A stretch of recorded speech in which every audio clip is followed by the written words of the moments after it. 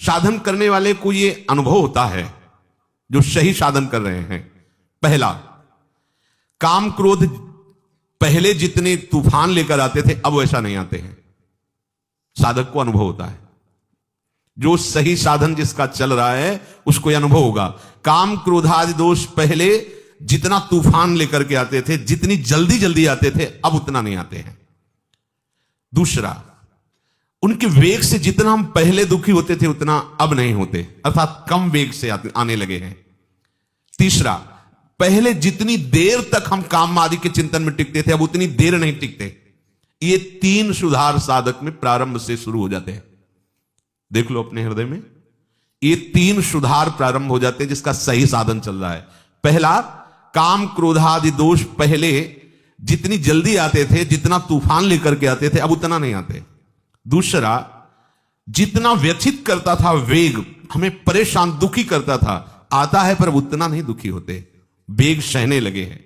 तीसरा, बहुत देर तक बहुत समय नष्ट होता था, इनमें लड़ाई होती थी, अंदर से चिंतन होता था, व्याकुलता होती थी, अब उतना नहीं, गया आया विवेक से नष्ट कर दिया। उपासक में अगर ये 3 बातें आने लगी हैं तो ये मिट जाएंगे, धैर्य रखिए। अगर ये 3 बातें आपके अंदर आ रही हैं, आपको दिखाई दे रहा सुधार है, तो अब इसका आखिरी कनेक्शन है, मैं शरीर हूं या शरीर मेरा है, काट दो, ये सब खत्म हो जाएगा। पर पहले ही आएगा, क्योंकि साधना प्रारंभ शरीर को लेकर के ही होती है, और इनकी बिल्कुल भी स्फुरना ना रहे, इनसे संबंध रखना नहीं है, तभी इनकी स्फुरना बंद होगी।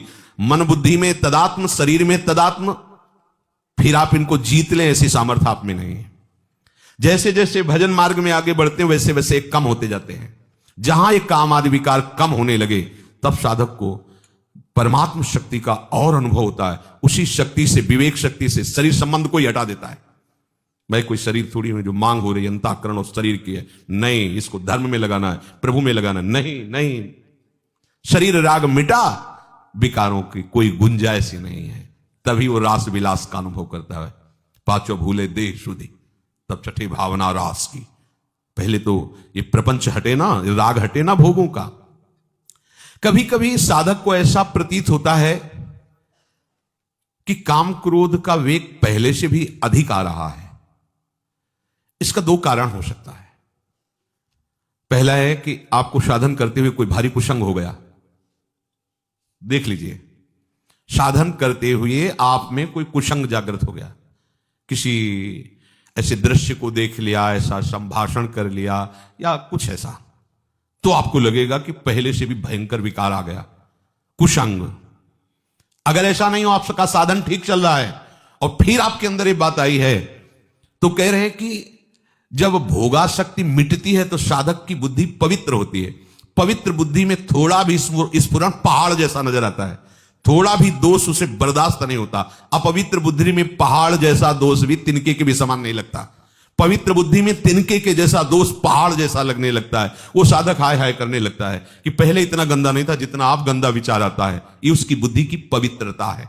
2 बात ध्यान रखना है। पहले तो तुरंत हमें देखना है अपनी दिनचर्या में कि कोई दृश्य का कुसंग, शब्दों का कुसंग, व्यक्ति का कुसंग, भोजन का कुसंग तो नहीं हो गया, जो हमारे अंदर इतनी विकार की वृत्ति आ गई। अगर आप निर्णय कर लिए कि नहीं ऐसा नहीं है, तो फिर आप निश्चिंत हो जाओ, ये आपकी बुद्धि की पवित्रता है जो आपके थोड़े से भी दोष को पहाड़ जैसा दर्शन करा रही है। अंतःकरण जैसे जैसे शुद्ध होता है तो साधक को थोड़ा सा भी विकार सहन करने की वो असहनशील हो जाता है। ऐसी बात कैसे आ गई मेरे हृदय में? ये पवित्रता का लक्षण है। ऐसा कैसे हो गया? मेरा मन कैसे राजी हो गया? नहीं, हाय हाय मच जाता है, ऐसा कैसे हो गया? तो उसको लगता है कि बहुत हमारी बुरी दशा है, यद्यपि उसकी बहुत पवित्र दशा। अंतःकरण इतना निर्मल हो रहा है कि वो छोटी सी स्फुरणा को भी बर्दाश्त नहीं कर पा रहा है।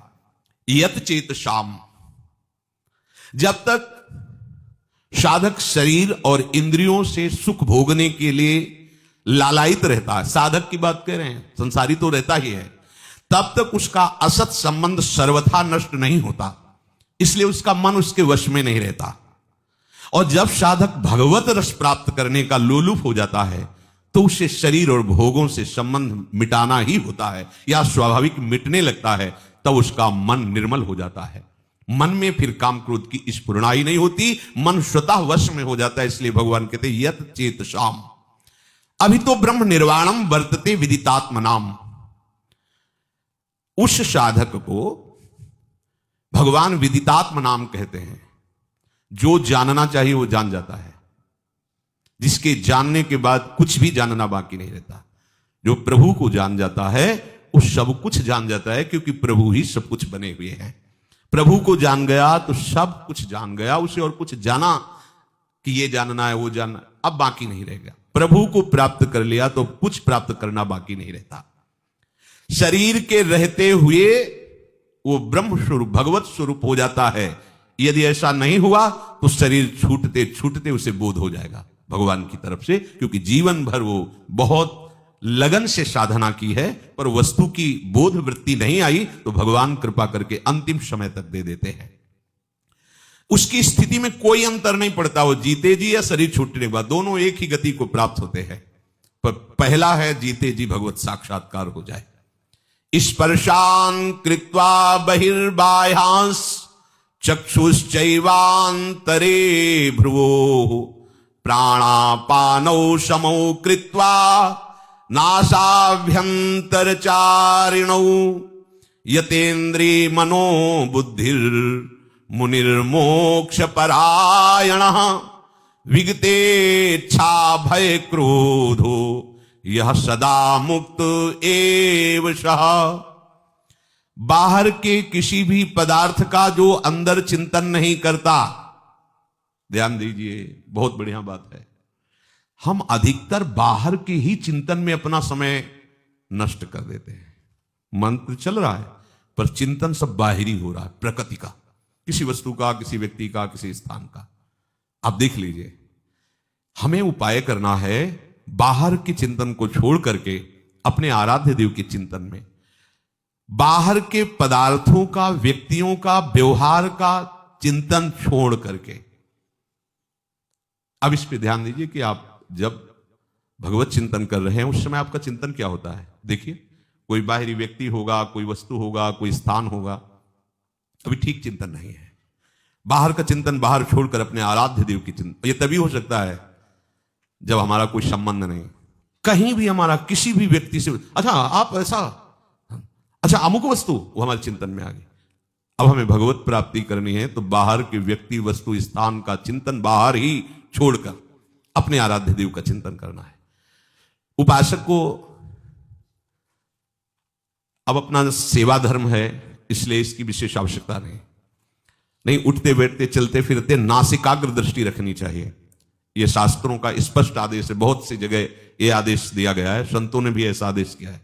साधक को ऐसे देखने का नहीं है, संभाषण भी ऐसे, चलना भी ऐसे, किसी के नेत्रों में नेत्र मिलाने का आदेश कहीं शास्त्र साधक को नहीं देता है।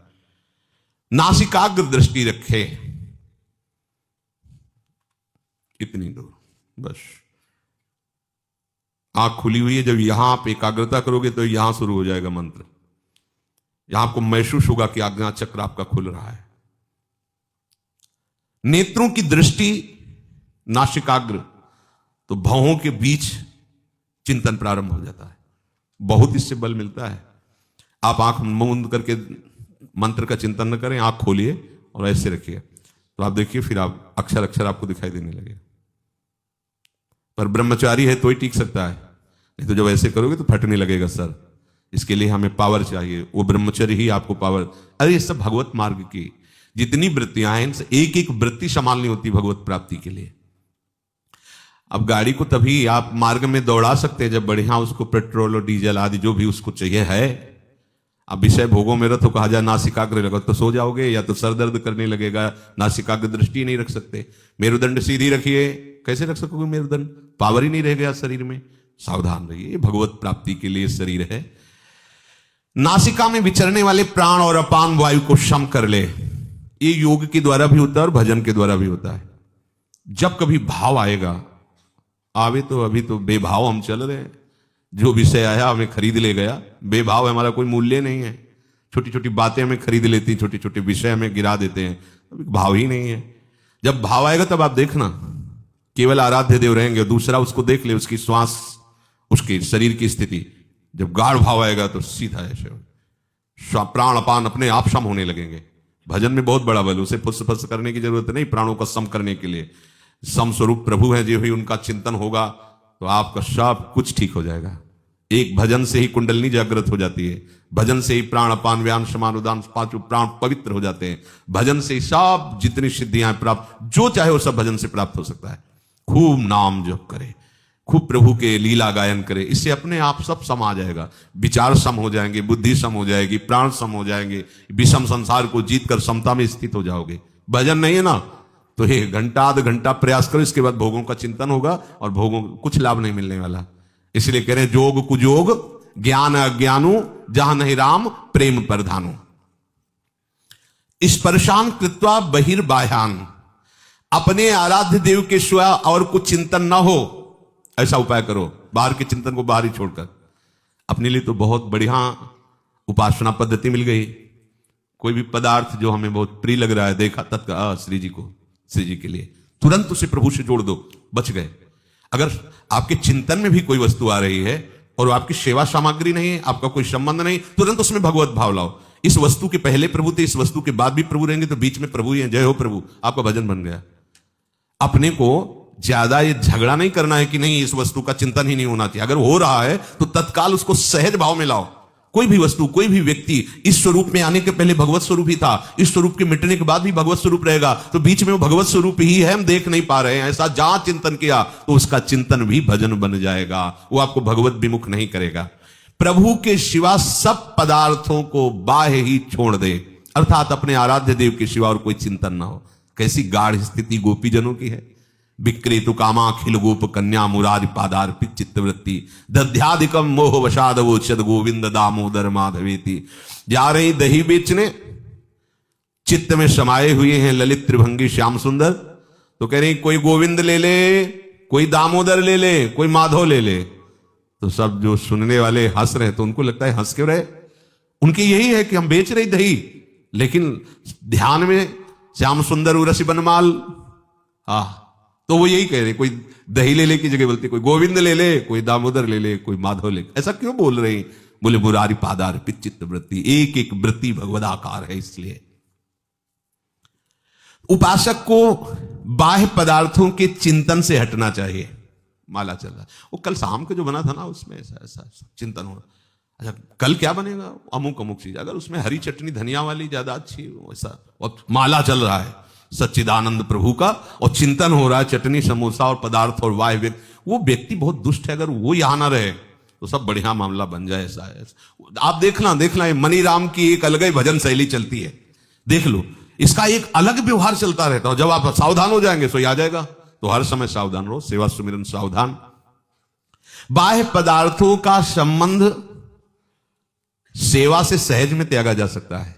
अभी जो बताया, सेवा भाव में उसे ले आओ, भगवत भाव में ले आओ।